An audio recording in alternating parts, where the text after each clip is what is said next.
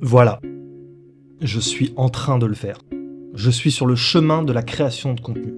C'est bien comme ça qu'on dit, non? En fait, moi je fais partie de cette majorité silencieuse.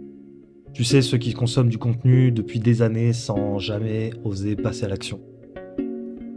Je me souviens même d'avoir créé mon premier compte YouTube en 2007. À l'époque, avec mes potes, on faisait déjà des vidéos un peu débiles, tu vois, inspirées par Jackass et tous ces trucs.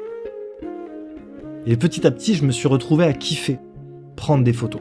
Pendant les soirées, les événements, dès qu'on faisait des conneries, j'étais là. Et je suis ce pote qui a absolument des souvenirs de tout le monde. Et j'aimais ça. Et là, aujourd'hui, on est en 2025. Et je réalise que j'ai jamais été constant dans la création de contenu. Jamais. J'ai toujours laissé les autres créer pendant que moi, je regardais. De temps en temps, j'avais un éclair de lucidité. Je me disais, moi aussi, j'ai envie de le faire. Alors je faisais une vidéo, comme celle-là, et après je me dégonflais. Parce qu'en mettant qui je suis dans une vidéo, je savais que j'allais être jugé.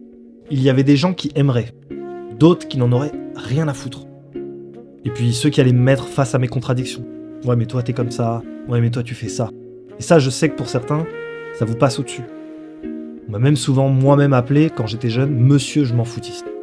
Et je pensais vraiment être ce mec-là. Mais je me rends compte aujourd'hui que c'est l'une des choses qui me bloquait vraiment. Le jugement des autres. Ça m'a freiné dans plein de trucs. À chaque fois que je voulais faire quelque chose, j'avais cette impression d'avoir tous les regards braqués sur moi. Bien sûr, je suis passé par cette phase de développement perso où on t'explique que si tu crois que les autres te jugent, c'est parce que toi-même tu juges beaucoup les autres et que tu te juges toi-même aussi. Je comprends l'idée. Même si aujourd'hui c'est encore flou pour moi. Et je le sais sans vraiment l'appliquer. Bref.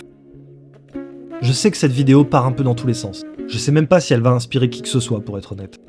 Et d'ailleurs, je sais même pas si c'est ça que je veux faire, inspirer les gens. Ce que je veux là tout de suite, c'est relâcher la pression. Montrer qui je suis vraiment à travers cette création de contenu.